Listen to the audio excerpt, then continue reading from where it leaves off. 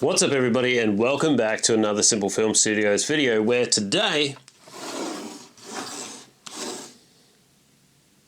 wasn't much of a entrance, was it? We are talking the Canon R8 and why I believe this combo with the 35mm f1.8 lens is the best content creation camera value for money that you can buy. Long story short, the reason why I came across this camera is I have another YouTube channel, which is my golf channel. That's my main channel. We have just under 20,000 subscribers on that channel, which is nothing that's going to break the bank, but I also needed to up the quality of my content to match a whole bunch of other people who are creating incredible content on YouTube in that space. So my little ZV-1 didn't quite cut it. It wasn't there in terms of its stability, it wasn't there in terms of its color quality, and it definitely wasn't there in terms of the overall production.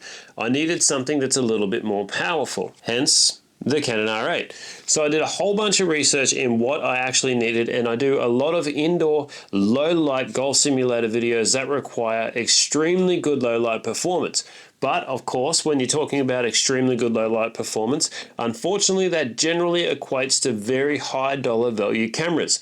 Until of course, I found the Canon R8 with the 35mm f1.8 lens. That meant that I had a full frame sensor on this camera, which is going to let in more light and give me a true 1.8 aperture. Now at the moment I have the ZV-E10 that's actually doing this filming, so I can show you the Canon R8. Thank you Paulie for the ZV-E10.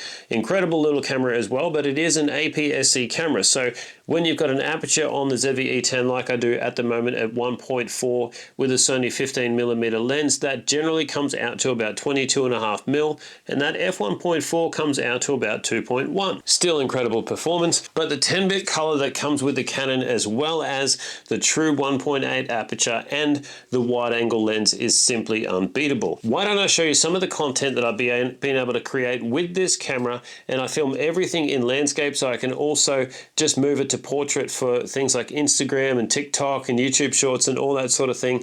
I can use the one piece of footage for multiple different platforms rather than filming in vertical, which it then becomes a little bit one-dimensional. But let's roll the clips, and I'm going to show you the power that this camera and this combo can actually create for you.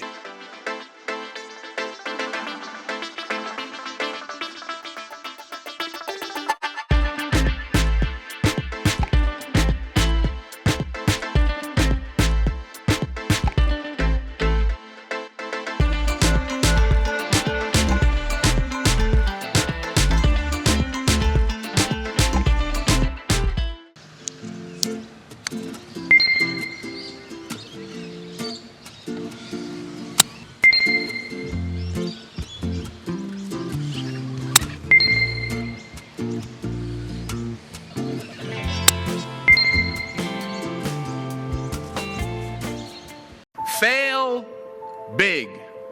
Today's the beginning of the rest of your life, so do what you feel passionate about. Take chances.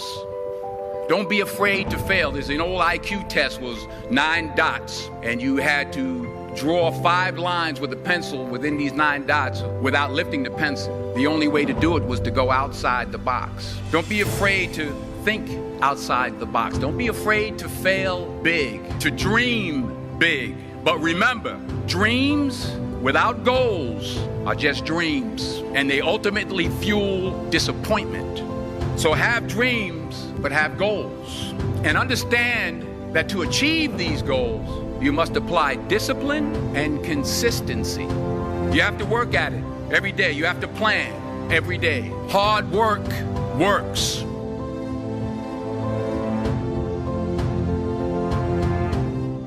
So how cool was that? Obviously really high quality stuff, and I will preface this by saying that I'm not a professional. I haven't gone and got a degree in videography or anything like that. I would say that I'm just better than the average amateur with a camera because I've watched thousands of hours of YouTube camera talk and how to actually film in many different applications, whether it be C-Log 3, which this camera actually offers now, or just standard picture profiles, or even using the 1080p 120 frames per second function that this offers as well. So with the Canon R8, you can go into 180 frames per second, but I find that the 10-bit color with the 120 frames per second still looks incredible. And let me roll this clip and I'll show you, because this was filmed all in 120 frames per second, 1080p, and I reckon no one would know that this wasn't 4K.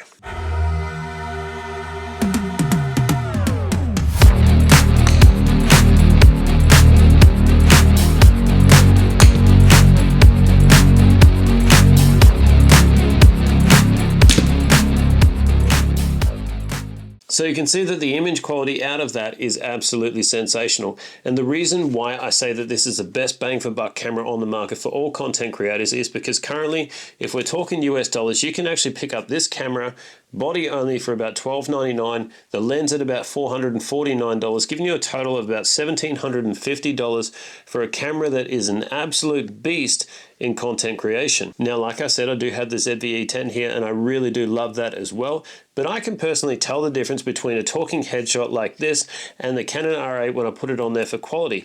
Now, is the ZV-E10 great quality? Absolutely. But if you want to spend a little bit more, if you want to get 10-bit color, if you want to have lens stabilizations, which of course come down to the value of the lens, but then this is definitely the way to go. There are a couple of drawbacks which people have documented heavily. I think sometimes they've been a little bit harsh on it, but the battery is a small battery. You'll get about 50 minutes out of a 52 minutes out of a full battery in 4K 24. I did it just the other night with a test with the ZV-E10. 52 minutes worth of filming flattened the Canon battery in 4K 24. The Sony ZV-E10, which I'm watching here now, which I'm filming on now, that actually had 30% battery life left after I'd finished filming that 52 minutes worth of footage. So you could argue that the ZV-E10 has about a 30% better battery life than the Canon R8. Also, it has one card slot. That's never been a problem for me. I think that our cards are so good these days that it's just awesome. Anyway, do you need the redundancy? Well, maybe that's something that, in my opinion, people just really want because they've always had it.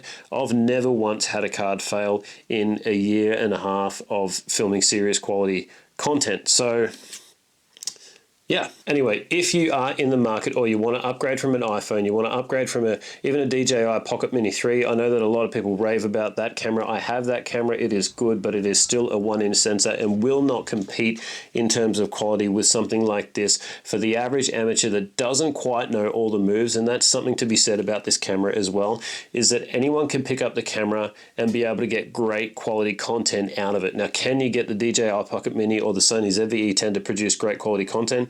Absolutely, but generally in the hands of a professional with something like the DJI Pocket Mini 3, they're going to be able to get those things. You and I as average videographers and photographers will get something that's okay.